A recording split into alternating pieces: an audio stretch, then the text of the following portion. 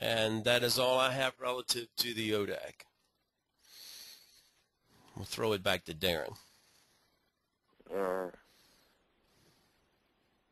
Okay, gotta get unmuted there. All right. When you get your assignment, now you're going to get to your game day. All right, and that person in bold, as Bob was talking about before, will be, is the crew chief, and most cases, and the crew chief's got some responsibilities to do. The first responsibility is we want them to make sure we have a umpire meeting prior to the start of the game. Review mechanics, any rules, interpretations that have come up. This is the time to ask questions and get to know. We have a lot of guys that are, let's face it, we have a lot of guys that work with each other for the very first time. They don't know each other. I mean, they don't. The only way they know that the other guy is their partner is because the guy pulls up and he has umpire clothes hanging in the back seat of his car. So it's very important that you have get to know each other and do a thorough pregame. That way, when you get out there on the field, there won't be any problems. Now, this one is important not just from the standpoint of because we need the information, but the crew chief's responsible for inputting the game report and the evaluation of the arbiter within the 48 hours. The reason why we have it at that time point is short story, this fall, had a fall game up at Delaware State that was paid. Game report was not done. School refused to pay the umpires. The game reports and evaluations are important because that's what we use when billing purposes, and that's what conferences and the schools use for those who are going to pay directly to make sure you get paid. So please make sure you get those turned in.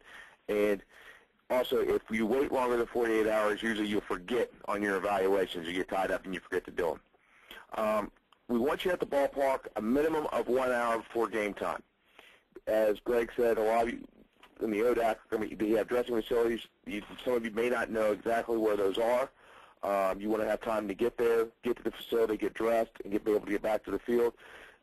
If you have not been to a facility before, or it's first time at a field, like JMU, I know has they're brand new this year. And you actually be dressing across the parking lot in the building across from the parking lot to the stadium. You go ahead and see if you can get there about an hour and a half before the contest to make sure there's not any problems. If you're going to be late, notify the crew chief for your game. And then the crew chief, make sure you also talk to the home school and let them know that all the umpires are there. Okay? When going to the game, guys, cut-off shorts and a T-shirt's not acceptable. The way you present yourself when you get there goes a long way, especially on the field. Our standard is business casual. You don't have to be in a suit, but we want you presentable because professionalism with these coaches is a big deal, and they want you to see that even when you're off the field. So the way you dress to and from the ballpark, as it says there, is just as important as how you look there on the field. Now, if you end up having an ejection in your game and or a suspension, which requires a report, you need to contact John or Greg, whoever it falls under, immediately. You got to notify him because he's going to get a phone call pretty quickly, and sometimes he may have already got the phone call before the game is over. So give them a call immediately, and then get them a written report within 24 hours, so they have something, especially if you're working at school in the CAA where there are suspensions involved. If you eject somebody, they have to set out a minimum of they have to submit automatic one-game suspension there. So get that immediately. Also, that goes with the Big South. The Liberty and VMI and Bradford, they have suspensions that kick in there also. So that has to be done.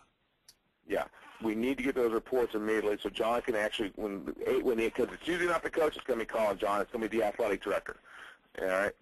If you're the crew chief and you're not the ejecting official, then you need to follow up with John or Greg within 24 hours because they're going to need your input on what happened. It's as